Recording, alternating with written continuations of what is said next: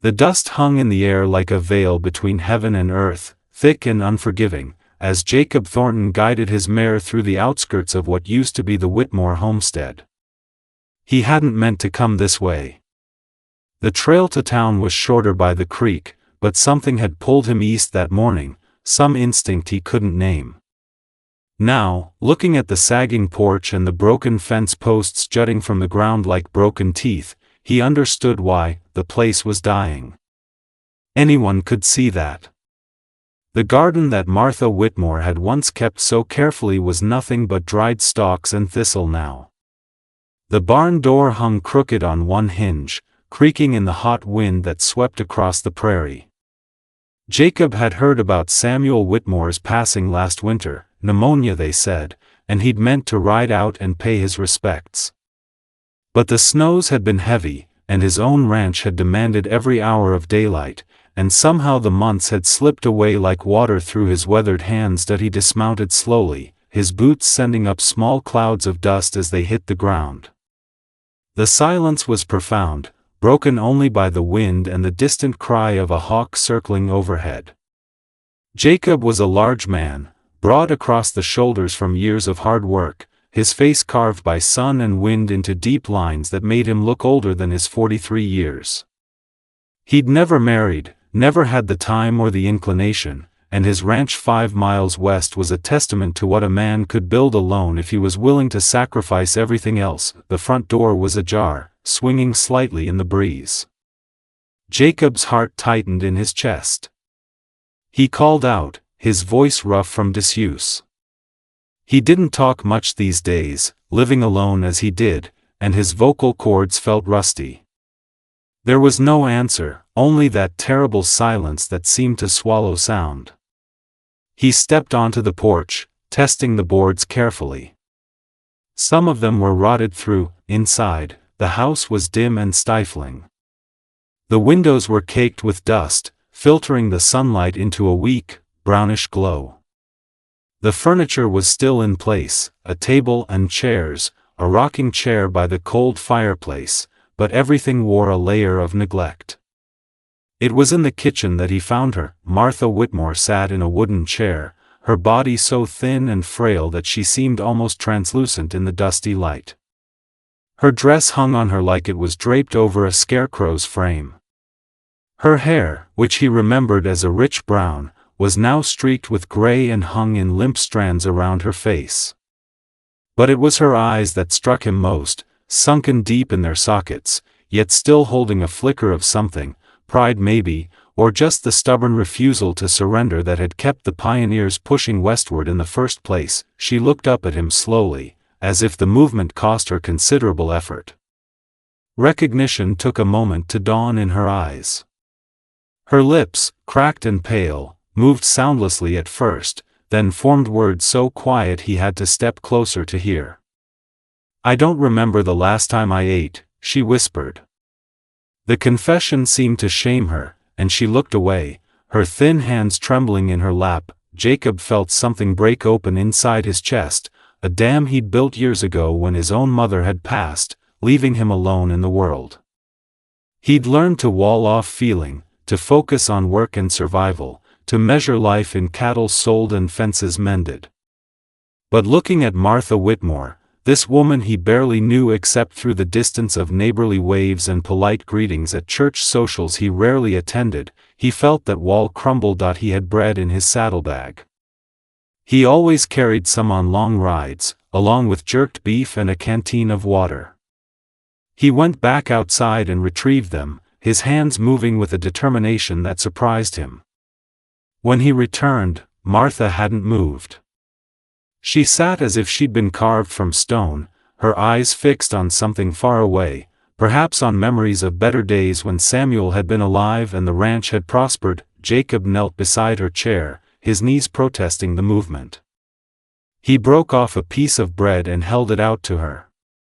She looked at it for a long moment, and he saw tears begin to track down her hollow cheeks. She reached for it with shaking fingers, but he shook his head and held it to her lips instead. She took a small bite, chewing slowly, as if she'd forgotten how. He gave her water from his canteen, small sips at first, then more as her body remembered what it needed. They sat like that for a long time, Jacob kneeling on the dirty floor, feeding her bread and water like she was a child. She didn't speak, and neither did he. Words seemed inadequate for the moment.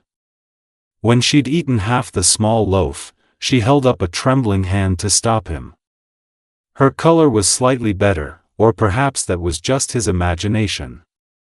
He stood, his knees cracking, and looked around the kitchen with new eyes, taking inventory of the disaster. The cupboards were bare except for a few empty tins.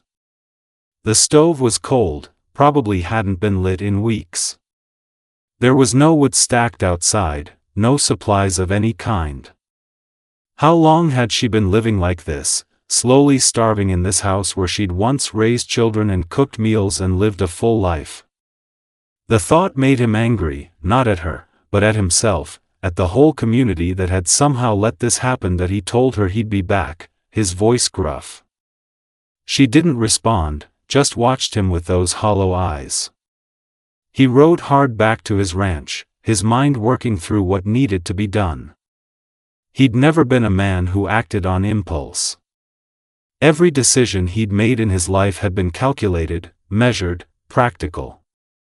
But something had shifted in him in that dark kitchen, and he found himself making plans that defied all his carefully maintained solitude. At his ranch, he loaded his wagon with supplies.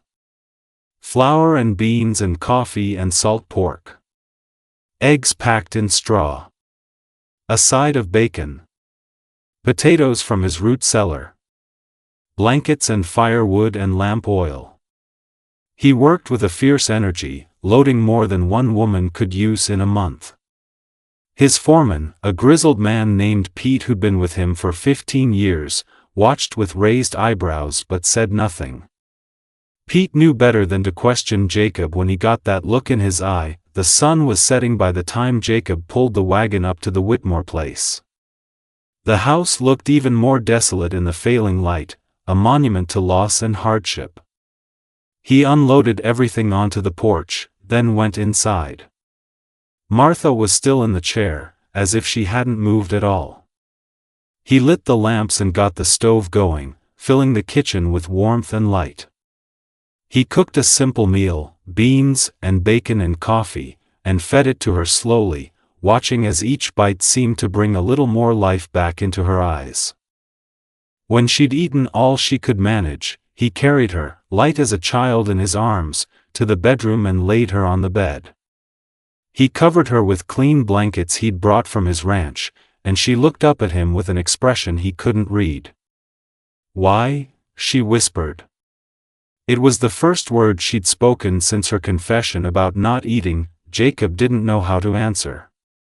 He stood there awkwardly, this big man who could break a wild horse and wrestle a steer but who had no words for the feelings swirling inside him. "No one should be alone like this," he finally said. It wasn't much of an answer, but it was the truth as he understood it. He slept in the chair by the stove that night, and in the morning he began to work. He fixed the fence, replaced the barn door, cleared the garden and turned the soil.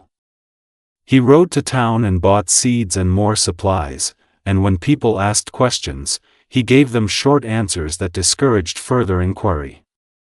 Each evening he returned to the house and cooked dinner, feeding Martha, talking to her about small things, the weather, the cattle, nothing important. She grew stronger day by day, and with strength came words. She told him about Samuel, about the love they'd shared and the children they'd raised, all grown now and scattered to California and Oregon, chasing dreams of gold and timber. She told him about the loneliness after Samuel died, how it had crushed her like a physical weight, how she'd stopped caring about eating or living or anything at all. She spoke without self-pity, just stating facts, and Jacob listened, really listened, in a way he'd never listened to another human being before. 2 weeks passed, then 3. Jacob found himself looking forward to the evening rides to the Whitmore place, to the lamplight in the windows and the smell of cooking food and the sound of Martha's voice. She could walk now, slowly, and she'd started helping with small tasks, insisting despite his protests. There was a strength in her that malnutrition hadn't been able to kill, a core of iron will that he recognized because he had it. 2.1 evening, as they sat at the table after dinner, Martha reached across and placed her hand over his. It was the first time she'd touched him of her own accord, and the contact sent a shock through his system. Her hand was still thin, but it was warm and alive, and it rested on his with a weight that felt like trust. "You saved my life," she said quietly. "I was dying, Jacob. I'd given up. And you brought me back." He wanted to pull away, to retreat into the safety of his solitude, but he forced himself to stay still. "You would have done the same," he said, though he wasn't sure that was true. Most people in this harsh land were too busy surviving themselves to notice when a neighbor was dying. "Maybe," she said. "But you did do it. And I need to know why. The real reason." Jacob looked at her, really looked at her, and saw not the frail widow he'd found weeks ago but a woman who'd survived loss and hardship and come out the other side. He saw intelligence in her eyes and humor and a quiet beauty that had nothing to do with youth.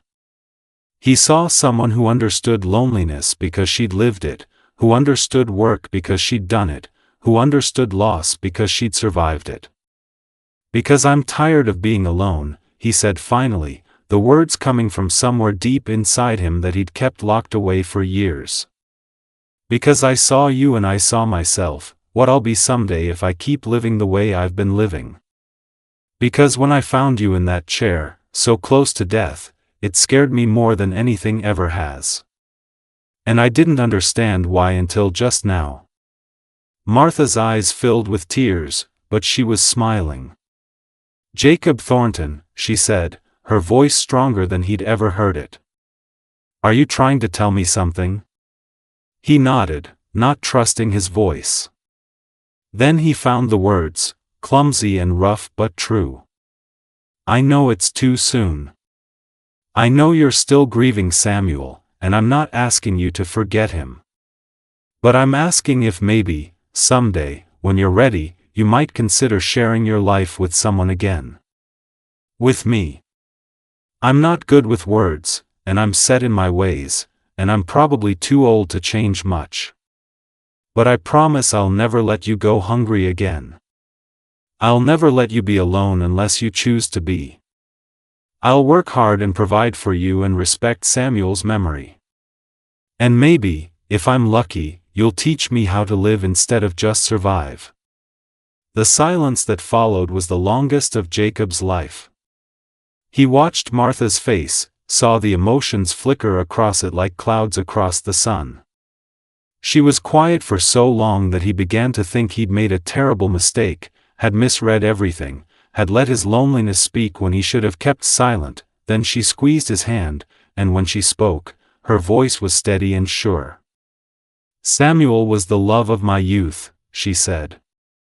"And I'll always carry him in my heart.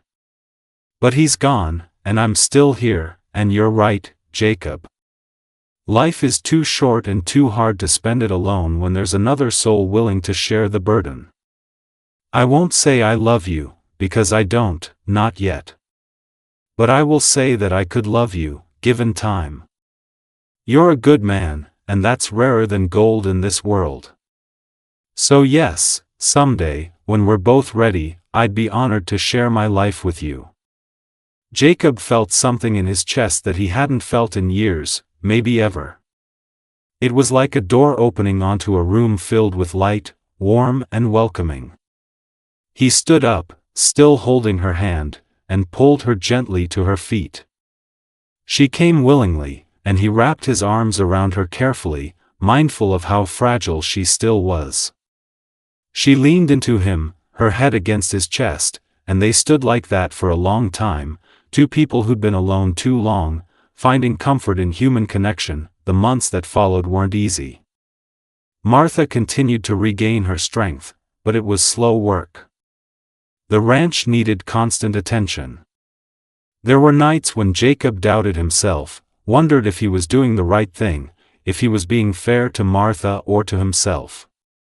But then he'd arrive at the Whitmore place and see the lamplight burning and know that someone was waiting for him, and the doubts would fade. They were married the following spring, in a simple ceremony at the small church in town. Martha wore a dress of pale blue that Jacob had bought from the general store, and she'd gained enough weight that she no longer looked like she might blow away in a strong wind. Her children came, surprised and pleased to see their mother alive and happy, and they welcomed Jacob into the family with a warmth that moved him. They combined the ranches, building a new house on the property line between them, a symbol of two lives joined. Jacob taught Martha about cattle and horses, and she taught him about patience and kindness and how to open his heart. They worked side by side through the seasons, through hard times and good, two people who'd found each other when they'd both given up on finding anyone at all. On their first anniversary, as they sat on the porch watching the sunset paint the sky in shades of gold and crimson, Martha took Jacob's hand. "Do you remember what you said to me that first night?" she asked. "About no one should be alone like that?" Jacob nodded, remembering that dark kitchen and the frail woman in the chair. "You were right," Martha said. "And you were wrong. No one should be alone, period. Not like I was, and not like you were. We were both dying, Jacob, in different ways. You saved my body, but I think maybe I saved your soul. We saved each other." Jacob pulled her close, this woman who'd become his partner and his purpose, and knew she was right. He'd thought he was rescuing her that day, riding up to a dying ranch to offer bread and water to a starving widow. But she'd rescued him right back, offering him something he'd been starving for just as surely, a reason to live instead of just survive. In the end, the bread he'd offered had sustained her body, but the love that had grown between them had sustained them both. As the sun dipped below the horizon and the first stars began to appear in the darkening sky, Jacob Thornton held his wife and felt, perhaps for the first time in his life, truly complete. The prairie stretched out around them, vast and unforgiving as always, but they faced it together now, and that made all the difference.